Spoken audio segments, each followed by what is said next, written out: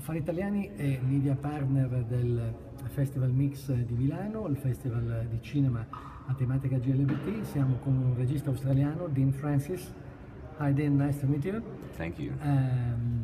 Che presenta un film australiano del 2014, an Australian movie, 2014 is the date of the work, about the situation in Australia. So see through the life of the lifeguards, cioè com'è la situazione della comunità LGBT in Australia attraverso una storia dei bagnini, dei salvavita australiani che sono ovviamente molto famosi, are very famous in a common sense. What do you try to show with the story, and what is the main message you have in your movie?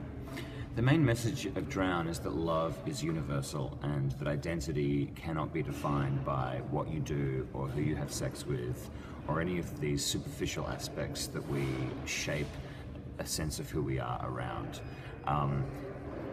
That's the message, essentially. And going through the story, you find in the second part of the movie there's a violent and strong sentiment of homophobia. What means for you? You afford a non-easy aspect. Yes, indeed. I think the definition of masculinity is very narrow in Australia. I think there's an idea of what a man is and what a man isn't. And the film explores the consequences of when somebody who is defined as a heroic, heterosexual, sporting hero steps outside of the expectations of his identity by falling in love with another man.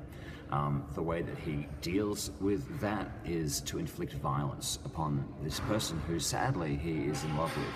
So it's a deeply tragic story, but it reflects real events that do and have occurred in Australia, and I believe as well in Italy. How is the situation in Australia about the LGBT community? Usually in Europe we think that cities like Melbourne are very open-minded, but isn't true? Australia is at this point the last English-speaking Western nation to have gay marriage as illegal.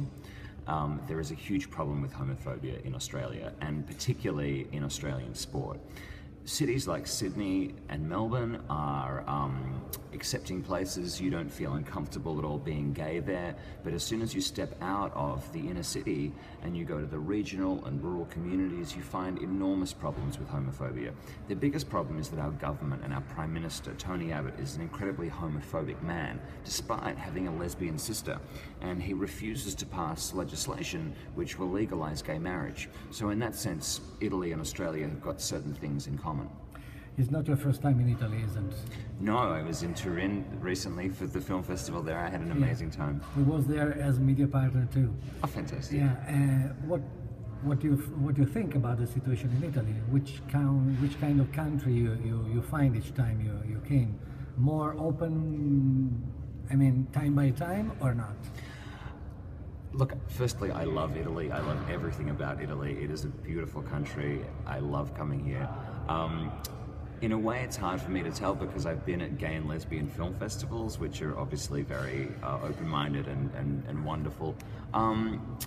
That said, I think there is a sense of machismo, you know, of the Italian male, in the same sense that there is the Australian male, you know, and I think there is a kind of delicateness about sexuality that I think you notice with some straight Italian guys. But ultimately, people are people. People should have sex with who they want to have sex with. That's what I'm all about. Thanks, Tim, and enjoy your stay in Italy. Such a pleasure. Thank you.